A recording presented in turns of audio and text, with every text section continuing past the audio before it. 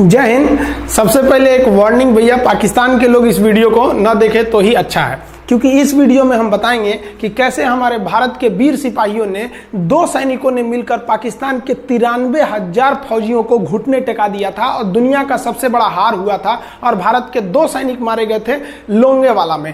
हम इस वीडियो में बताएंगे कैसे PNS गाजी को डुबा दिया गया। ये भी बताएंगे कि चाइना पाकिस्तान का इतना बड़ा दोस्त बनता है, लेकिन 1971 में क्यों नहीं बचा पाया, न चाइना बचा पाया और न ही अमेरिका बचा पाया। इस वीडियो में हम A to Z बातें करेंगे। अगर आप इस वीडियो को कंप्लीट देख लेते हैं तो कोई भी पाकिस्तानी की हैसियत नहीं होगी कि आपसे आंखें मिला सके, इसलिए इस वीडियो को देखते रहिएगा। यदि आप राष्ट्रवादी, अगर आप भारतीय हैं तो ही इस वीडियो को देखें। पाकिस्तानी और बाहर के चाइनीज वगैरह लोग इस वीडियो को न देखें, ये उनके लिए एक तरह का वार्निंग है, क्योंकि इसमें हम भारतीय सेना के हर उस वीर गाथा को बताएंगे जो एक हर भारतीय सुनना चाहता है। A to Z उस बातों को बताएंगे। पाकिस्तानी इस वीडियो को क्यों ना देखें, तो भैया आप देख लीजिए यहाँ क्यों ना देखें, क्योंकि हम आज चर्चा करने वाले हैं इसकी, और इसका नक्शा किससे मैच करता है आप देख रहे हैं। If you don't believe then go on Google. भाई किससे मैच करता है तो आप तो समझ में आ गया, भाई बुरा नहीं मानिएगा आप लोग। हम ये क्यों कह रहे हैं, क्योंकि हमने एक वीडियो बनाया था कैलाश मानसरोवर के ऊपर लेपुलेख विवाद जो चाइना के साथ हो रहा है। इस वीडियो को फेसबुक पर 55 लाख से ज्यादा लोगों ने देखा। अलग अलग लोगों ने अपने फेसबुक हैंडल से इसको शेयर किया और नेपाल के लोगों को पता चला कि हाँ भैया, इंडिया नेपाल का रियल पोजीशन क्या है। तो हम आपसे भी यही चाहेंगे कि जिस तरह से आप लोगों ने इस वीडियो को वायरल किया था, 5 मिलियन से ज्यादा फेसबुक पर फैला दिया था इस चीज को, उसी तरह आप लोग पाकिस्तान का जो वीडियो बनाने जा रहे हैं, इस वीडियो को भी पूरे तरह इतना वायरल करिए कि पूरे पाकिस्तान के लोगों को पता चले कि भैया उनकी औकात क्या चीज है। ध्यान से समझिए, जब भारत पाकिस्तान का विभाजन हुआ तो उसी समय पाकिस्तान 2 भाग में था। एक इधर वाला जो एरिया है, इसे हम लोग कहते थे पश्चिमी पाकिस्तान, जो मेन पाकिस्तान का एरिया है। और ये जो आज आप बांग्लादेश देख रहे हैं, ये बांग्लादेश नहीं था, बल्कि ये उस वक्त पूर्वी पाकिस्तान था। पूर्वी पाकिस्तान के लोग बंगाली भाषा को बोलते थे। पाकिस्तान के लोग इन लोगों को बड़ा भद्दे मजाक करके बोलते थे, कहते तुम लोग गधे हो, कुछ नहीं जानते हो, किसी काम लायक नहीं हो, यूजलेस हो लोग, तुम लोग छोटे हो, काले हो, मतलब उल्टा सीधा मजाक कर रहे थे। पश्चिमी पाकिस्तान के लोग इधर के लोगों को पसंद नहीं करते थे। हो गया नहले पे दाला 1970 में। 1970 में इस पूर्वी पाकिस्तान के शेख मुजीबुर रहमान चुनाव जीत गए और वो यहाँ के प्रधानमंत्री के पद के चुनाव जीत गए। अब यहाँ की आर्मी ने क्या किया, उनको शपथ ही नहीं दिला रहे थे। इसलिए 70 के चुनाव जीतने के बाद शेख मुजीबुर रहमान जब देखे कि ऐसा है, तो उन्होंने अपना भाषण दिया 7 मार्च को और कहा कि अब हम इस पूर्वी पाकिस्तान को एक अलग देश बनाएंगे जिसका नाम रहेगा बांग्लादेश। इस भाषण की वजह से आर्मी ने, पाकिस्तान की आर्मी ने 25 मार्च 1971 को गिरफ्तार करके अब पश्चिमी पाकिस्तान में अरेस्ट करके बंदी बनाकर रख दिया और यहां पर जुल्म करना चालू कर दिया। कहां पर भाई, तो पूर्वी बंगाल में, पूर्वी पाकिस्तान में, पूर्वी बंगाल में नहीं, पूर्वी पाकिस्तान में इन्होंने जुल्म करना चालू कर दिया। शेख मुजीबुर रहमान के गिरफ्तारी के विरोध में यहां मुक्ति वाहिनी नाम कर एक विद्रोही गुट तैयार हो गया था, लेकिन पाकिस्तान के, पश्चिमी पाकिस्तान के लोगों ने इस पूर्वी पाकिस्तान पे इतना भयानक जुल्म किया कि इस पूर्वी पाकिस्तान में, इस पश्चिमी पाकिस्तान के लोगों ने यहां पर 30 लाख लोगों को कटवा दिया। 30 लाख लोगों को कटवा दिया। 4 लाख महिलाओं का बलात्कार कर दिया।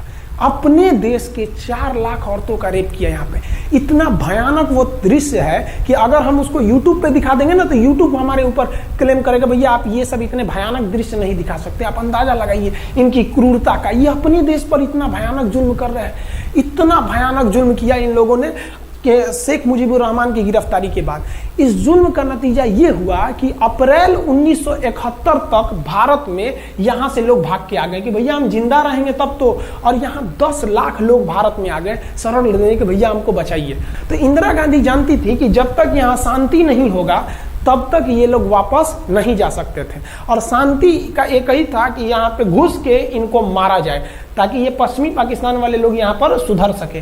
तो इंदिरा गांधी ने इसके लिए बात की जनरल फील्ड मार्शल मानेकशॉ से। उन्होंने सेना प्रमुख मानेकशॉ से कहा, सैम मानेकशॉ से, कि आप अभी युद्ध कीजिए, हम आदेश देते हैं, आप अभी युद्ध कीजिए बांग्लादेश पे, हम अपने पड़ोसियों को इस तरह मरते नहीं छोड़ेंगे, आप इस पे हमला कीजिए। उस समय ये पूर्वी पाकिस्तान था। मानेकशॉ ने कहा कि ना, हम हमला नहीं करेंगे। कही अरे क्यों? कहा कि आप महीना देख रही हैं, अप्रैल का महीना है। अप्रैल के महीने का मतलब बरसात का दिन सर पे है और बरसात के समय पूरब का हाल क्या होता है, एकदम भयानक बाढ़ आ जाती है। और उन्होंने एग्जाम्पल भी दिया कि सिकंदर की फौज भी हाथी लेके आई थी और कीचड़ में फंस गई थी कि अगर यहाँ हम लड़ जाते हैं तो यहाँ बरसात रहेगा, हम यहाँ उलझ जाएंगे, ये एरिया सूखा रहेगा, चाइना का ऊपर से एरिया सूखा रहेगा, ये हमला कर देंगे, हमको 3 ओर से लड़ाई लड़ना पड़ेगा। मानेकशॉ ने इंदिरा गांधी से कहा कि आप 2-3 काम कर लीजिए। कब तक के लिए? कि नवंबर तक हम लोग युद्ध नहीं करेंगे, लेकिन अप्रैल से नवंबर के बीच में हम अपने सैनिकों को इस एरिया में लड़ने के लिए ट्रेनिंग दे सकते हैं, मुक्ति वाहिनी उसको हम ट्रेनिंग दे सकते हैं। और इसी में 1971 में हमारी जो थी भारत और रूस की एक समझौता पर हस्ताक्षर हो गया। अब हम लोगों ने पाकिस्तान को एक बारूद के ढेर पर बैठा दिया था। इंतजार था तो इस बात का कि उस बारूद में एक चिंगारी की और तब पाकिस्तान तबाह हो जाता। इत्तेफाक देखिए, उस बारूद के ढेर पर खुद चिंगारी जलाई पाकिस्तान ने। कैसे? तो समझिए कैसे। हम लोग का था कि इधर हम लोग ऑफेंसिव हो जाएंगे, मतलब इधर भयानक हमलावर हो जाएंगे, और इधर हम लोग डिफेंसिव रहेंगे, मतलब इधर कम हमला करेंगे, ताकि हम लोग का मेन मकसद पाकिस्तान से युद्ध नहीं था। हमारा मेन मकसद था हमारे अपने बांग्लादेशी भाइयों पर जो जुल्म हो रहा था, जो उनकी बहनों को रेप हो रहा था, इतना भयानक किया था वहां पर पाकिस्तानियों ने कि बाप के सामने बेटी का रेप करते थे और उसके बाद बाप को मार के कहते थे तू भी रेप कर। इतना मतलब मानवता पूरी खत्म कर दिया गया वहां पर। तो भारत ने कहा कि इधर हम डिफेंसिव रहेंगे। पाकिस्तान को यह खबर लग गई कि भारत ना इधर कमजोर है। अरे भैया, इधर हम कमजोर थोड़ी हैं, इधर कम सैनिक रखे हैं और इधर हम भयानक रखे हैं, तो इसका मतलब ये थोड़ी है कि हम कमजोर हो जाएंगे। भैया कहा जाता है ना कि सोनार के घर का कचड़ा भी बनिया के बादाम से महंगा बिकता है। देखिए, हम लोग ठंडी का इंतजार ही कर रहे थे कि पाकिस्तान ने गलती कर दिया। उसने 3 दिसंबर को अचानक हमला कर दिया श्रीनगर पे, पठानकोट पर, चंडीगढ़ पर, यहाँ पर आगरा हवाई अड्डे पर तबातोड़ हमला कर दिया। एयरफोर्स का इतना भयानक हमला पाकिस्तान का भारत पर हुआ कि भारत देखते रह गया। धड़ पाकिस्तान की जहाजें एंट्री मार गई सब भारत में, उसकी एयरफोर्स एंट्री कर दी। इतना भयानक हमला था, इतना भयानक कि भारत का एक भी सैनिक नहीं मरा। समझ रहे ना कितना भयानक हमला था। अरे भाई, आप यहाँ पर घुस जाएंगे हमारे देश में तो क्या हो जाएगा भैया? मूस मोटइयन लोढ़ा हुईन, हाथी घोड़ा थोड़े हुईन। भारत तो इसी का इंतजार कर रहा था। देहात में कहावत कहा जाता है कि रोए के रानी तले अखिए खुदा गई। भैया हम प्लाने कर रहे थे कि हमला करने के लिए कि आप हमारे पे हमला करिए दीजिए। अब विश्व का भी दबाव नहीं आएगा हमारे ऊपर कि भैया हमला तो आपने किया है, अब हम लोग छोड़ेंगे नहीं। भारत एकदम दृढ़ निश्चय कर लिया। इसी बीच पाकिस्तान को एक खतरनाक खबर लग गई। क्या थी खबर भाई? तो देखिए, पाकिस्तान को खबर लगी कि भारत की ज्यादातर फौज इस पूर्वी पाकिस्तान की ओर डिप्लॉयड है और यहाँ राजस्थान के जैसलमेर जिला में एक जगह है लोंगेवाला। उस लोंगेवाला में केवल और केवल 120 फौजी हैं। और अगर पाकिस्तान ने सोचा कि 120 फौजियों को हम रातों रात मार देते हैं तो उस समय एयरफोर्स रात में लड़ाई नहीं कर सकती थी, इसलिए इन्होंने लोंगेवाला में एंट्री मार दी। पूरी भयानक टैंक लेकर, फौज लेकर, इन्फेंट्री लेकर, और उसको वो लोग लोंगेवाला में घुसने के लिए चल दिए। और लोंगेवाला में भारत के पास केवल 120 सिपाही थे, केवल 120, और उन पर वो हजारों की संख्या में टूट पड़े। लेकिन घबराना नहीं चाहिए, क्योंकि चींटियां तादाद में कितनी भी क्यों ना हो जाएं, गन्ना घसीट के नहीं ले जा सकती हैं। लोंगेवाला में जो ड्यूटी थी उस समय कुलदीप सिंह चांदपुरी जी का। कुलदीप सिंह चांदपुरी सरदार हैं, आप देखे होंगे बॉर्डर मूवी में इनका रोल सनी देओल ने किया है। अब ये कुलदीप सिंह, ये भैया पंजाबी सिख, अब ये लोग 1.25 लाख से नीचे कुछ सोचते ही नहीं है। चिड़िया नू में बाज लड़ावा, गिदड़ नू में शेर बनावा, और 1.25 लाख नू एक लड़ावा, तब गोविंद सिंह नाम रखावा। खबर आया कि आपसे जो लड़ने आ रहे हैं ना पाकिस्तान की ओर से, वो ब्रिगेडियर तारिक मीर आ रहा है। उसके पास टैंक है, 2800 फौज है, बहुत ही तेज रफ्तार से आ रहा है। आपके पास केवल 120 जवान है कुलदीप सिंह, आप पीछे हट जाइए, आप पीछे हट जाइए, क्योंकि आपको हम ना, आप बहादुर हैं इसमें नो डाउट, लेकिन आप कैसे लड़िएगा उतनी भयानक फौज के पास से? यहाँ उन्होंने कहा खालसा सिख नहीं हट सकते, हम दिखा देंगे कि हम 120 भी उन पर क्या पड़ेंगे, भारी पड़ेंगे। इनके पास ना ही टैंक को उड़ाने के लिए कोई संसाधन थे, टैंक को मारने के लिए एक जीप पर लगा हुआ छोटा सा तोप था, और इनके पास 3 ठो माइंस लगे थे। माइंस समझते हैं आप लोग? टैंक जो होता है ना बम, उसको उड़ाने के लिए माइंस लगाए जाते हैं। तो देखिए ध्यान से, ये है माइंस, ये माइंस होते हैं। इस पर अगर टैंक चढ़ता है ना तो टैंक ब्लास्ट कर जाता है। तब इन्होंने दिमाग लगाया। इन्होंने क्या किया, जो खाली रेगिस्तान था ना, उसमें ना आगे की ओर 3 ठो ओरिजिनल माइंस को लगा दिया, और जो खाना खाने वाला टिफिन होता है ना, 4 खंडे वाला, इसे उस टिफिन को इन लोगों ने रातों रात ना बिछा दिया ऐसे लाइन से। देखिए लाइन से पाकिस्तान की टैंक आई तो शुरुआत में तो भैया ओरिजिनल माइंस था, धड़ाम से लगा, पाकिस्तान की टैंक उड़ गई। पाकिस्तान का एक टैंक उड़ा, फिर दूसरा उड़ा, तीसरा उड़ा, पाकिस्तानी एकदम डर गए सब। ब्रिगेडियर तारिक मीर कहें कि भैया यहां तो माइंस लगा के रखा है इन लोगों ने, एक काम करो इंजीनियरों को बुलाओ, पूरा माइंस निकालो। अब ब्रिगेडियर जो हमारे मेजर कुलदीप सिंह थे, ये जानते थे कि बाबू अगर हम तुमको रात भर रोक दिए ना तो सुबह हमारी एयरफोर्स आएगी, तुमको जिंदा नहीं छोड़ेगी। इसलिए इन्होंने पूरा टिफिन बिछाया था। इन पाकिस्तानियों ने 6 घंटे लगा दिए उनको निकालने में। इंजीनियर आते थे तो डर के मारे टिफिन निकालते थे, अरे बाप रे बाप, और टिफिन में तो ईंटा पत्थर भर देते थे और डर के ले जाते, अरे भागो भागो भागो, माइंस है माइंस है। इसको लगाते लगाते इन लोगों ने पूरी रात बिता दी। 3 बज गया। 3 बजे इनको पूरा सन्नाटा दिखा कि भैया ये तो टिफिन है, ये रेगिस्तान में ये तो टिफिन है। अब उन्होंने कहा कि आदेश दिया कि हमला करो। तो कुलदीप सिंह जो थे चांदपुरी, उन्होंने बालू के बीच में ऐसे गड्ढे बना रखे थे और अपने फौजियों को ना 2 किलोमीटर एरिया में बिछा दिया था, एक उधर एक इधर एक इधर। तो चारों ओर से फायरिंग होती थी। पाकिस्तानियों को लगी ना कि भैया हमको गलत इंफॉर्मेशन मिल गया है, 120 गो मिल के ऐसे थोड़े मारेगा सब। सोच रहा उधर से गोली इधर से गोली, धड़ाधड़ बम गोला दारू सब चल रहा है यहाँ पर। इतना भयानक कहीं कोई 120 आदमी मिल के ऐसे मारता है? नहीं भाई, इतना भयानक सुनसान एरिया में कहां से कौन मार रहा है, एकदम तबाही मचा दिया। कुलदीप सिंह चांदपुरी ने क्या तबाही मचाया था आप देखना चाहते हैं तो देखिए उन लोगों ने क्या तबाही मचाया था। ये है पाकिस्तान का टैंक, ये धज्जी उड़ गया था टैंक का, थुथुर तूर दिया इसका यहाँ पे। ये देखिए टैंक का, पाकिस्तानी देख रहे हैं कि भैया सब चक्का होकर फेंका गया। बताइए ये चांदपुरी साहब को ऐसा करना चाहिए? ये कोई वीडियो गेम खेल रहे हैं? मार के धज्जी उड़ा दिया। अरे पाकिस्तान बच्चा है, अपने बच्चा है, बिगड़ गया, आराम से मारिए। ऐसे एकदम धज्जी उड़ा दिए हैं बेचारा सबको। पाकिस्तान के टैंक को धज्जी उड़ा के उस पर भारतीय सैनिक खड़ा होकर फोटो खिंचवा रहा था। फोटो खींचे फोटो खींच, उस समय सेल्फी नहीं था ना, आगे से फोटो खींचना। फोटो खींचे, यहाँ पे आने वाली पीढ़ियों को ये प्रेरणा देगी। बताइए इतना सुंदर गाड़ी लेके आया था पाकिस्तान मारने के लिए, हाँ बेचारा ऐसे मारा जाता है? हाँ अरे ब्रिगेड मेजर साहब आप भी, बच्चा है, बच्चा को थोड़ा आराम से मारिए। देखिए इसका थोबड़ा बिगाड़ दिया गाड़ी का। ओहो, ऐसे नहीं मारना चाहिए, लेकिन क्या कीजिएगा, बच्चा बिगड़ जाता है तो धोना ही पड़ता है। ये हाल कर दिया रात भर में। सोचिए रात में इतना बुरा मारा, दिन में दिखता तो पूछ डाल रहा पूरा। एकदम भयानक तबाही मचा दिया मेजर कुलदीप सिंह चांदपुरी ने। इनके आगे कौन खड़े थे? ब्रिगेडियर पाकिस्तान के ब्रिगेडियर साहब। ब्रिगेडियर साहब को कहने लगी भैया ये तो बहुत बुरा मार रहा है सब।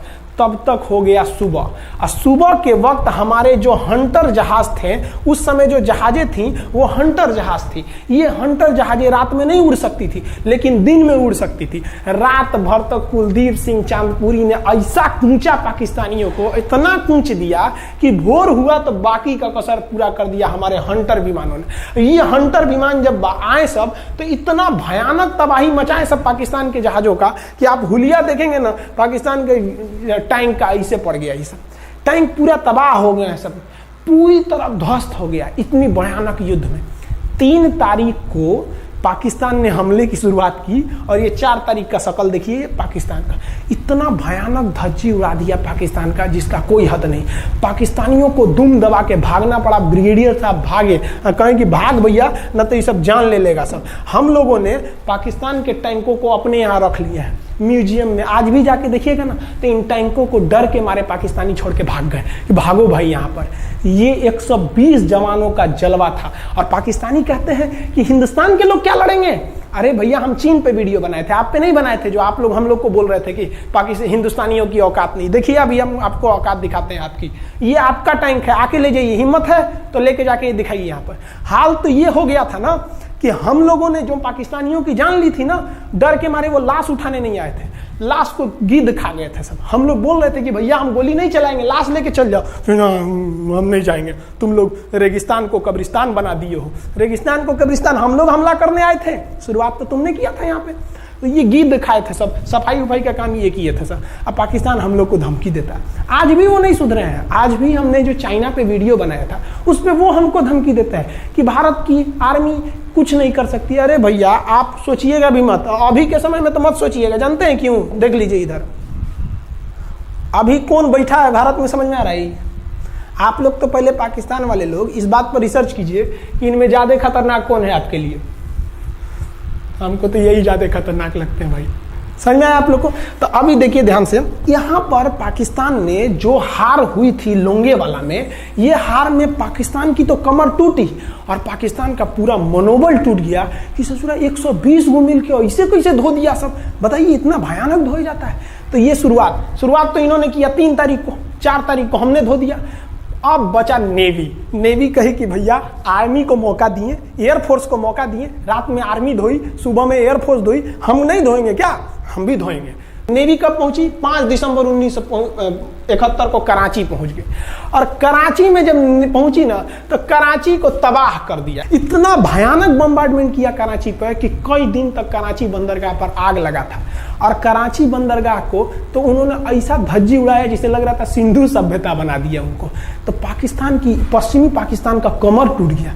पाकिस्तान वालों ने कहा कि ससुरा सब बोल रहा था कि हम इधर डिफेंसिव है, यानी ज्यादा हमला नहीं करेंगे, ज्यादा हमला इधर करेंगे। ससुरा इधर कैसे मार रहा होगा सब, अभी इधर भी बताते हैं कैसे मारा सब। ये कराची पहुंच गया, आप देखेंगे क्या हाल किया था सब कराची पे। कराची में जब मारा गया था ना इन पाकिस्तानियों को, तो ये पाकिस्तानी भाग गए थे सब ग्वादर में। ये ग्वादर भाग गए, अभी इनसे ग्वादर भी जाने वाला है, पूरा राज्य चला जाएगा इनसे, बलूचिस्तान। छुप के गए थे लोग ग्वादर बंदरगाह पे। अगर हम झूठ बोल रहे हो तो आप खुद पता कीजिएगा अपने यहाँ के इतिहास में भाई, हिंदुस्तान ये ग्वादर बंदरगाह पे छुप गए थे सब। आप देखिए कराची का क्या हाल हुआ था उस समय, हमारे एयर नेवी ने क्या हाल किया था। पाकिस्तान का जितना जहाज बस मिल जाए कि भैया ये जहाज किसका है, तो भैया जब पता चले कि भैया ये जहाज पाकिस्तान का है, ये हाल हो जा रहा था जहाज का। यहाँ देख लीजिए इनका पूरा ध्वस्त का। भैया ऐसे मारा जाता है? हाँ, अरे भाई बच्चा को बच्चा की तरह मारना चाहिए। इंडिया की नेवी ने भी हद कर दिया, बताइए इस तरह मारा जाता है। हाँ, यहाँ देख लीजिए पूरा का पूरा धज्जी उड़ा दिया इन लोगों को। अरे भाई बच्चा है, बिगड़ गया है तो थोड़ा सा आराम से न मारिएगा, कि देख रहे हैं इस तरह से मारा पूरा पाकिस्तान के। कराची बंदरगाह उड़ गया। तो पाकिस्तान का तो इधर से तो पूरा का पूरा धज्जी उड़ा दिया। अभी शुरुआत हुई युद्ध के केवल 2 दिन हुए हैं, आप दिल थाम के रखिए, अभी युद्ध लंबा चलने वाला है। 3 दिसंबर को स्टार्ट किए, 4 दिसंबर को हम लोग लोंगेवाला धो दिए, अब 5 दिसंबर को कराची। अब पाकिस्तान ने ना भारतीयों को तबाह करने के लिए, भारत का सबसे खतरनाक जहाज था INS विक्रांत। INS विक्रांत को बर्बाद करने के लिए ना इसने यहां से भेज दिया INS PNS गाजी को। गाजी एक पनडुब्बी थी, उसको आदेश दिया गया कि जाके मार के आओ। किसको? विक्रांत को। क्योंकि अगर विक्रांत जहाज डूब जाता तो वाकई उस समय हमको युद्ध जीतने में बहुत दिक्कत आ जाती। तो ये गाजी कैसे डूबा, इसको हम लोग एगो खराब जहाज से मार दिया। तो अब इधर समझते हैं कि जब उधर इतना भयानक धोए तो इधर कितना बुरा धोए होंगे, इसको बारे में हम लोग समझते हैं। भारतीय सेना अब पूरब की ओर क्या क्या काम की, इसको ध्यान से समझिए। ये मुक्ति वाहिनी जो थी बांग्लादेश की, वो अंदर ही पाकिस्तानी फौजियों को मार रही थी गली कुची में दौड़ा दौड़ा के, क्योंकि इन पाकिस्तानी फौजियों ने वहां पर रेप किया, मर्डर किया और इनका साथ दे रही थी इधर से हमारी इंडियन आर्मी और ऊपर से हमारा एयरफोर्स। ये तबाह कर दिए थे, इनको भागने के लिए भी जगह नहीं था। और इसी में इनका सबसे बड़ा सरदर्द बन गया था इंडियन नेवी, क्योंकि इनको जो मदद थी, देखिए ये पूर्वी पाकिस्तान है, इनको मदद जब भी मिलेगी तो इधर से ही मिलेगा। अब बताइए यहाँ से तो कोई जाएगा नहीं, बेवकूफ़ भी नहीं होगा जो इधर से मदद करने जाएगा। रास्ते में ही एयरफोर्स मार के गिरा देती थी, ट्रक वगैरह जाएगा नहीं, तो नेवी से ये इन लोग मदद देते थे। भैया यहाँ पे जो इनके फौजी लड़ रहे थे उनको खाना पीना भी खत्म हो गया था। अब इनको बर्बाद कर दिया भारत। INS विक्रांत, INS विक्रांत उस समय का बहुत बड़ा जहाज था इस साउथ एशिया के देशों का, और यहाँ से उस इतना बड़ा जहाज था कि उसके ऊपर से लड़ाकू जहाजें उड़ती थी। वो एयरफोर्स यहाँ से भी बम मारता था, मिसाइलें मारता था, ऊपर से लड़ाकू जहाजें और हेलीकॉप्टर छोड़ देता था, जो ताकि मुक्ति वाहिनी को कोई दिक्कत ना है। मुक्ति वाहिनी मारती थी और आर्मी पूरी तरह से उसने यहाँ से हमारा विक्रांत ने चटगांव बंदरगाह को तबाह कर दिया। अब बांग्लादेश का देखिएगा वर्तमान में, उस समय तो पूर्वी पाकिस्तान था, ये चटगांव उस समय पाकिस्तानी आर्मी नेवी का एक बहुत बड़ा केंद्र था। इधर हम लोग ने उड़ा दिया कराची, इधर उड़ा दिया हम लोग ने चटगांव। अब मुक्ति वाहिनी को कोई खास दिक्कत नहीं आ रहा था। अब पाकिस्तान ने कहा कि हर हाल में इस विक्रांत को बर्बाद करो। देखिए ये विक्रांत है, विक्रांत जहाज जो था इस पे से इसके ऊपर देखिए आपको लड़ाकू जहाजें दिखेगी। पीएनएस गाजी को क्या आदेश दिया गया था भाई कि तुमको जाना है और इस विक्रांत को बंगाल की खाड़ी में जाने के बाद इसी में डुबा देना है। अब पाकिस्तान वालों का इतना दिन तो अच्छा था नहीं, भारतीय खुफिया एजेंसी को पता चल गया कि पाकिस्तान की पनडुब्बी वो समुद्र के अंदर अंदर चलती है, उसको साइलेंट किलर कहा जाता है। पाकिस्तान की पनडुब्बी चल दी है पश्चिमी पाकिस्तान से बंगाल की खाड़ी की ओर, ये अरब सागर से बंगाल की खाड़ी की ओर चल दिया। अब विक्रांत को बचाना हर हाल में जरूरी था, इसलिए हम लोग विक्रांत को छुपा दिए, मतलब थोड़ा सेफ्टी दे के रखने लगे। और इस पीएनएस गाजी जो था, पीएनएस गाजी को देखेंगे, पीएनएस का मतलब था पाकिस्तानी नेवल शिप, पीएनएस गाजी, ये मारने आ गया किसको? विक्रांत को। इस पीएनएस गाजी को अगर कोई मार के डुबा सकता था तो वो था आईएनएस राजपूत। लेकिन ये जो आईएनएस राजपूत आप इमेज में देख रहे हैं, ये उस समय समस्या क्या था इस आईएनएस राजपूत के साथ, क्योंकि इसके इंजन में कुछ खराबी आ गई थी और ये बिगड़ गया था, और बिगड़ के इसको विशाखापट्टनम पे बनाया जा रहा था, रिपेयर किया जा रहा था, इंजन ही गड़बड़ हो गया था। तो भारतीयों का यहीं पे दिमाग काम आया। भारतीयों ने सोचा क्यों ना हम पीएनएस गाजी को खुद बुला के लाएं, कहां पर? विशाखापट्टनम पे। तो लोगों ने कहा कि भैया ये आएगा विशाखापट्टनम में, कि आओ आईएनएस राजपूत हमको मार दो। तो कहा कि नहीं, देखिए कैसे आएगा। भारतीयों को पता था कि हिंदुस्तान में पाकिस्तानियों के कुछ ना कुछ जासूस होंगे और वो पाकिस्तान को पल पल की खबर दे रहे होंगे। भारतीयों ने क्या किया, आईएनएस विक्रांत के जितने भी अधिकारी थे उनसे कहा कि आप लोग अपने अपने घर फोन कीजिए कि हम विशाखापट्टनम आ रहे हैं, तुम लोग हमको छुट्टी मिला है, विशाखापट्टनम में 10 दिन रुकेंगे, हमारे लिए तुम लोग खाना पीना अच्छा से बनाओ। लड़कों से उन लोगों को खबर खिला दिया। विशाखापट्टनम में जितने मछुआरे थे उनको कहा गया कि आप लोग हट जाइए, बहुत बड़ा जहाज आने वाला है, बहुत बड़ा जहाज विक्रांत आ रहा है, यहाँ पे आप लोग खाली कर दीजिए, आईएनएस विक्रांत आ रहा है। यहाँ पर क्या किया गया, ऑर्डर दिया गया, बहुत सारे फल सब्जी अंडा ब्रेड, कि भैया ये इतने बड़े जहाज के लिए जा रहा है, 6 महीने का खाना चाहिए। ये खबर आग की तरफ फैल गई पाकिस्तानियों को, और पाकिस्तान में खबर लग गई कि भैया आईएनएस विक्रांत यहाँ नहीं है, आईएनएस विक्रांत विशाखापट्टनम पे है। अरे बकलोलवा, विशाखापट्टनम पर पीएनएस गाजी की मौत यमराज इंतजार कर रहा था, आईएनएस राजपूत। ये गधा जो था पीएनएस गाजी, ये मुड़ गया किधर की ओर? विशाखापट्टनम की ओर। और विशाखापट्टनम पर चुपचाप शांति से खड़ा हुआ जहाज आईएनएस राजपूत इंतजार कर रहा था, तो पानी के अंदर अंदर आओ। ये अभी बाहर निकला हुआ है, पानी के अंदर रहती है। और आईएनएस राजपूत देखा कि ये आ रहे हैं, वो आईएनएस राजपूत को मारता कि इससे पहले ही आईएनएस राजपूत मार के तबाह कर दिया पीएनएस गाजी को। पीएनएस गाजी पर को डूबने के बाद पाकिस्तान को बहुत बड़ा सदमा लग गया। पाकिस्तान को यह एहसास हो गया कि अब हम कभी नहीं जीत सकते हैं, क्योंकि ये पीएनएस गाजी अमेरिका से खरीदा हुआ एक बहुत ही शक्तिशाली पनडुब्बी थी जिसे कोई डुबा नहीं सकता था, और हम लोगों ने उसको इस जहाज से डुबाया जो जहाज खराब हो चुका था, जिसका इंजन खराब था। भारतीय सेना का मोराल पूरे 7वें आसमान पर था और पाकिस्तानी दिन पर दिन बर्बाद हो रहे थे। अब पाकिस्तानियों को लगा अब क्या करेंगे, तो पाकिस्तानियों ने अमेरिका में फोन किया, भैया आप कुछ कीजिए। तो अमेरिका ने ना यूएनओ में मुद्दा उठा दिया, यूनाइटेड नेशन ऑर्गेनाइजेशन, इसकी जो सिक्योरिटी काउंसिल है, सुरक्षा परिषद, इसमें कह दिया पूर्वी पाकिस्तान पर जुल्म कर रहा है, मार रहा है। तो रसिया उस समय हमारा साथ दिया, कहा कि तू देर जानता है जुल्म कर रहा है, भारत जो कर रहा है सही कर रहा है, हम इस प्रस्ताव के खिलाफ में वीटो करते हैं। वीटो अगर कोई देश, 5 देश को वीटो है, इस पर अलग चर्चा करेंगे, अगर किसी ने वीटो कर दिया तो वो प्रस्ताव रद्द हो जाता है। तो पाकिस्तान की एक और उम्मीद यहाँ पर अपना दम तोड़ दी। अब पाकिस्तान कहा अमेरिका से कि भैया आप ही हमको बचा लीजिए। तो अमेरिका ना पाकिस्तान की ओर से भारत पर हमला करने के लिए अपना सबसे खतरनाक जहाज भेज दिया, 7वां बेड़ा। देखेंगे 7वां बेड़ा को, अगर इतना भयानक था 7वां बेड़ा, ये अमेरिका का साथ अकेले चलता ही नहीं था, इतनी पूरी फौज के साथ, नेवी के साथ चलता था। ये किस लिए आया था? विक्रांत को डुबाने के लिए, और इसका साइज विक्रांत से डबल था, इसके आगे विक्रांत नहीं टिक पाता। अब इंदिरा गांधी भी टेंशन में रह गई। ले, तब उस समय इंदिरा गांधी को याद आया कि भैया हमारा एक और तो हम समझौता करके आए हैं, अगर अमेरिका पाकिस्तान का साथ दे सकता है तो रूस से हम भी तो समझौता करके आए हैं। तो भारत ने रूस को कहा कि भैया अमेरिका इतना भयानक 7वां बेड़ा भेज दिया, आप हमारी मदद कीजिए। तो रूस ने कहा टेंशन क्या लेते हो, देखो हम बोलते हैं। रूस ने परमाणु पनडुब्बी भेज दी और रूस ने अपना 40वां बेड़ा भेज दिया। आप देखेंगे ये रूस का 40वां बेड़ा है। ये अपने भारी भरकम जहाजों के पूरे ग्रुप के साथ चल दिया, कहा कि चल भैया देखते तुमको कौन मारेगा भारत को। और अमेरिका को सीधा कह दिया कि भैया विक्रांत पर अगर आपने हमला किया तो ये हमला हम रूस पर हमला मान लेंगे। यहां पर खड़ा था भारत का विक्रांत और उसकी सपोर्ट में खड़ा था रूस का 40वां बेड़ा। और रूस ने यमन से अपनी एयरफोर्स को भी कह दिया था कि भैया तुम भारत की देखभाल करना। तो भारत की सुरक्षा के लिए इतने लोग, और अमेरिका अपना 7वां बेड़ा लेके यहाँ मुंह देख रहा था, और ब्रिटेन ने भी अपने ईगल नाम के बेड़ा को भी भेज दिया था। तो ये 2 लोग हमारे खिलाफ आ गए थे लड़ने के लिए कि अब बताइए, हम लोग बांग्लादेश की भलाई सोच रहे थे, और अमेरिका का 7वां बेड़ा और रूस का ब्रिटेन का ईगल हम लोग के खिलाफ था, और हमारा अपना विक्रांत और रूस की एयरफोर्स और उसकी 40वां बेड़ा हमारे साथ थी। ये पूरी तरह से बाउंड्री बना दिया था 40वां बेड़ा। 40वां बेड़ा का कहना था कि भैया हमारे जहाज पर ऑटोमेटिक मिसाइल लगी है, तुम अगर इधर आओगे तो हम मार देंगे तुमको ऐसे ही।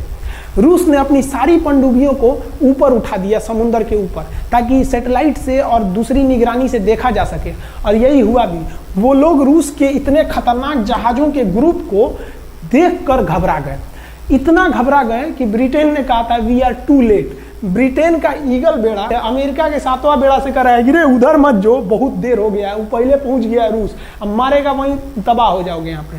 तो 7वां बेड़ा ने धमकी दिया कि हमारे जहाज में परमाणु बम लदे हुए हैं। तो 40वां बेड़ा ने रिप्लाई किया था कि हम भी जब चले थे ना तो परमाणु बम लादे के चले थे, और गिनती जब कर रहे थे तो हम भी गिनती किए थे 250 हमारे पास भी परमाणु बम था, लेकिन इतना ज्यादा था कि सोचे कि कौन गिनेगा, बाद में गिनेंगे, आ जाओ देखते हैं किसके पास कितना है।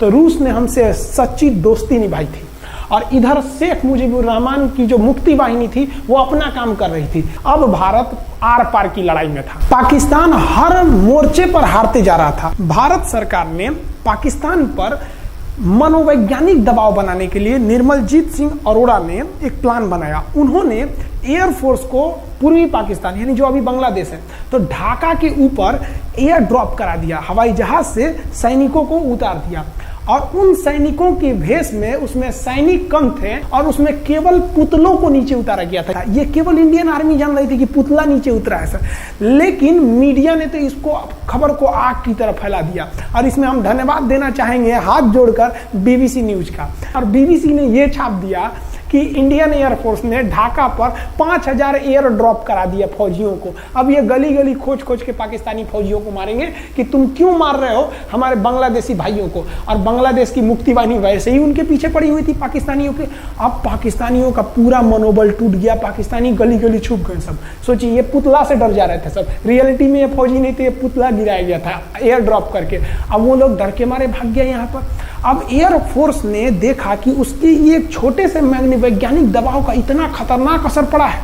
एयरफोर्स ने कहा कि अब एक काम करते हैं, अब आर पार को अब ठोक डालते हैं पाकिस्तान को, अब जो होगा सो देखा जाएगा। एयरफोर्स ने बांग्लादेश के जो गवर्नर थे उनके घर पे हमला कर दिया। अब वो घर में नहीं थे, वो तो बच गए।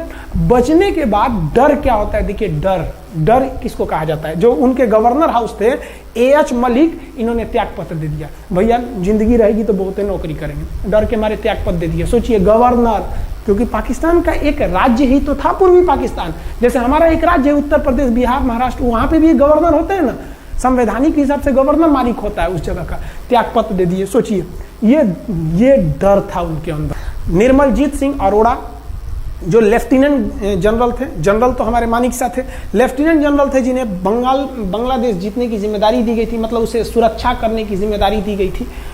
वो पाकिस्तान के लेफ्टिनेंट जनरल नियाजी से बात किए और उन्हें कहे कि हम आपको आधा घंटा का टाइम देते हैं, और आप इस आधा घंटा में विचार कीजिए आप सरेंडर करते हैं कि नहीं। अगर आप सरेंडर कर देंगे तो हम आपको गारंटी देते हैं कि आपके सैनिकों को जिंदा रखा जाएगा, और अगर आप हमारी बात को नहीं मानेंगे, देखिए गवर्नर साहब के घर है, कोई ठीक नहीं है, आपके घर पे भी यही हो जाएगा। क्योंकि अगर आप हमारे सामने सरेंडर नहीं करिएगा तो याद रखिए हम अपने हमले को 10 गुना और तेज कर देंगे। और हाथ तो आप चारों ओर से गए हैं। भारत चाहता था कि जल्दी से जल्दी इस युद्ध को खत्म किया जाए, क्योंकि अब ये अंतर्राष्ट्रीय मैटर हो चुका था। अब अमेरिका अपना नाक पे ले लिया था कि भैया हमारा जहाज मार के गिरा दिया। अब PNS गाजी उसी की पनडुब्बी थी, वो तो पाकिस्तान को दिया। 7वां बेड़ा को नहीं घुसने दिया। तो अमेरिका की किरकिरी हो रही थी, ब्रिटेन के ईगल को घुसने नहीं दिया, उसकी किरकिरी हो रही थी। और भारत को उस समय लोग कहते कि ये गरीब देश है, अभी अभी आज़ाद हुआ है, 1971 में हमारी यही हाल थी। और सारे लोग कह रहे थे, हम उसको गरीब समझ रहे थे, रुआ के रख दिया अमेरिका को, हर जगह धो दिया पाकिस्तान को। अब बेचारे नियाजी क्या कर सके। नियाजी को आधे घंटे का टाइम दिया गया। 16 दिसंबर 1971, याद रखिएगा दिन, 16 दिसंबर 1971। ये हमारे इतिहास का 13 दिन के युद्ध में हमने पाकिस्तान को धूल चटा दिया था, क्योंकि 3 दिसंबर को पाकिस्तान ने युद्ध स्टार्ट किया था और 16 दिसंबर को हम लोगों ने जनरल नियाजी से आत्मसमर्पण करवा लिया। और आत्मसमर्पण आप देखना चाहेंगे जनरल नियाजी का। जनरल नियाजी, इन्होंने हमारे लेफ्टिनेंट जनरल निर्मलजीत सिंह अरोड़ा के सामने आत्मसमर्पण साइन किया। और साइन करने के बाद बांग्लादेश के ढाका रेस कोर्स में इन्होंने साइन किया और इनकी आंखों में आंसू था। एक देश के सेनापति के लिए इससे शर्म की बात क्या है, जो गिनीज बुक में नाम रिकॉर्ड करा दिया। गिनीज बुक में कैसे? देखिए, पाकिस्तान के लोग हम चाइना के वीडियो बनाए थे, उस पर कमेंट कर रहे थे कि इंडियन आर्मी कुछ नहीं कर सकती। देखो, बांग्लादेश तुम्हारी बहादुरी का जीता जागता उदाहरण है। तुम्हारे यहाँ का 93,000 फौज, सोचिए 93,000 सैनिक पूरी दुनिया में आज तक आत्मसमर्पण नहीं किया। ये 93,000 लोगों ने आत्मसमर्पण कर दिया। देख लीजिए, ये अपना बंदूक उतार फेंक दिए, अपने स्टार नोच के उतार दिया कि भैया हम लीजिए आत्मसमर्पण कर रहे हैं, बेल्ट उतार के दे दिया, अब चलिए जहां ले जा रहे हैं, जितना लाठी मारना है हमारी, आत्मसमर्पण। ये वही पाकिस्तान है, याद रखिए। आप याद कीजिए, हमारे 120 सैनिकों ने आपको धूल चटा दिया था लोंगेवाला में। केवल 2 सैनिक मरे थे लोंगेवाला में और पूरी की पूरी आपको भगा दिया था 4 दिसंबर को ही। और आप याद कीजिए, बहुत बहादुर बनते हैं ना, 93,000 फौज आपकी हार के गई है यहाँ से। इतना बड़ा हार दुनिया में आज तक कहीं का नहीं हुआ है। 93,000 सैनिक सरेंडर करके गए हैं भारत के सामने से। क्या बात कीजिएगा आप हमारे सामने। तो ये है, गिनीज बुक में नाम है।